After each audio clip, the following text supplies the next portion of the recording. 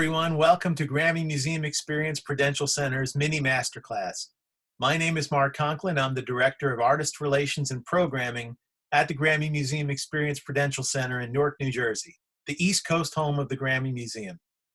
Although our doors are closed, we're continuing our mission of educating and hopefully inspiring our youth and adults to create their own music or learn about a possible career in the music industry. So we've launched our mini masterclass series where we'll talk with artists and music industry professionals from all different genres. We'll be asking 5 questions in 5 minutes about their career, their craft, and their inspiration. Afterward, we want to hear from you. We want you to apply something you've learned or that's inspired you and create some music of your own and share it with us. I'll be back at the end of the discussion to let you know how to do that. But first, let's meet our next guest. If you screw up anything terribly, and usually it's me, I can record. I can stop and we can fix, so don't worry. Okay, here we go.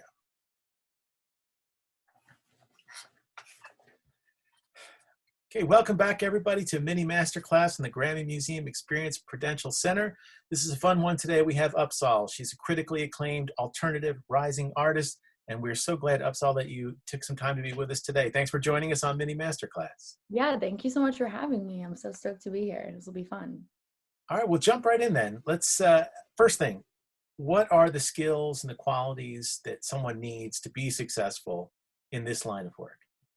Yeah, I feel like in the music industry, I feel like it's half being able to make music or songwrite or play instruments. It's like half the skill or the talent. And then I feel like the other half is like the hustle or like the need. For me personally, music has always been the only thing I wanted to do. It was the only thing I was even remotely good at growing up. So like my mindset has always been there is no other option. Like I just have to make music work for me. So I think that has made me work twice as hard just at my craft and like getting better at it and just like hustling as hard as I can just to make it work for myself.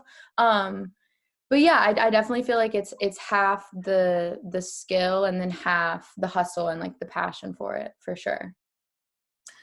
What's the thing that you love the most? Like if all the things that you have to do and put into this, what's the thing that still is the part for you that drives you and keeps you at it? Yeah, I mean, it depends on, so I always go back and forth between being in the studio and songwriting as being my favorite part of this. And then, but when I'm on tour, I'm like, this is the best part is like getting Right. to fans and play shows. So right now, obviously, I definitely am missing touring, but I'm enjoying being in the studio and just songwriting a bunch. I think the coolest part overall, though, about being a musician is that your job is just being creative and like passionate about things. Like the fact that if I am having a bad day or am my head is just stuck on like a certain topic, I can just go and write a song about it and it helps clear my head. And then it also is me doing my job. It's like I feel like the Right. luckiest person in the world. Yeah, it's rad. Right. Yes. When you get to do what you love, that pretty much that's it. You've made it at every level. Totally. Well, this one is we call it pro tip, but it's something that you know, either it's a technique or a tip or something that you apply, whether it's to creating or performing, that specifically you use that maybe our viewers can learn and apply to their own craft as they're developing as well.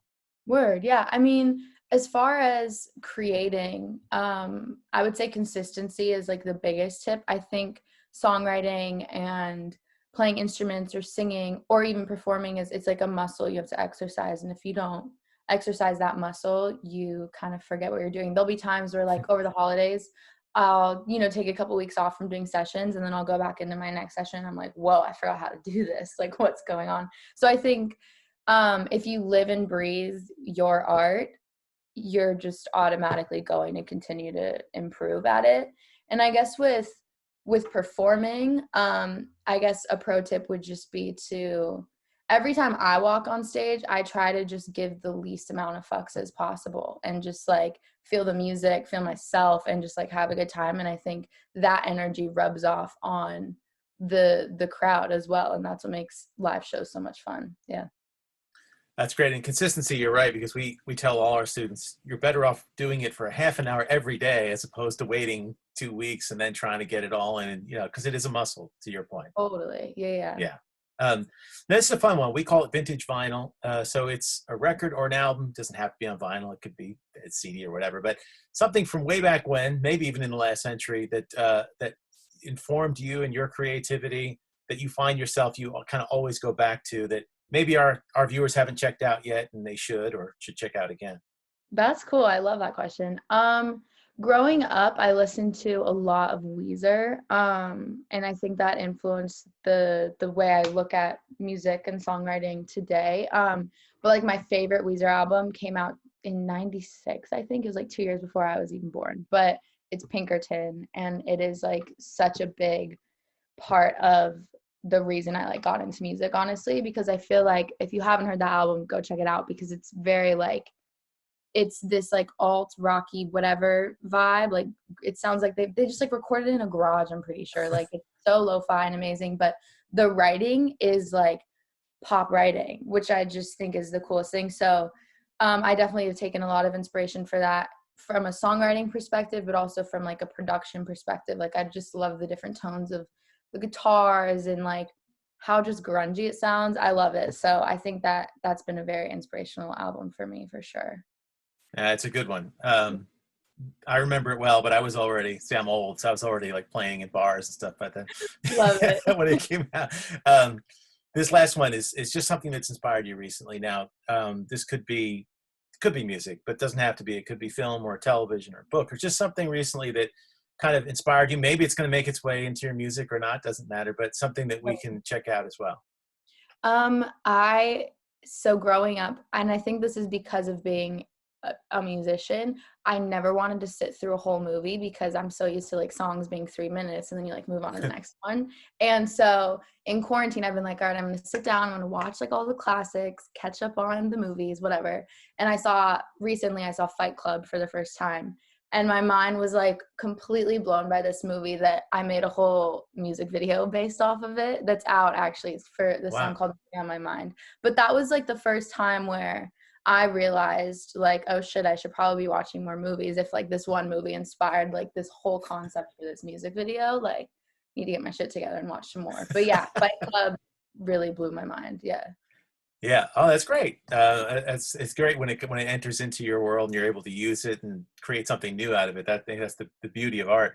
Well, Totally. we made our 5 questions, so that's great. But now for you, what's happening? What's coming out? What should we be looking for? What kind of music should we be expecting from you these days?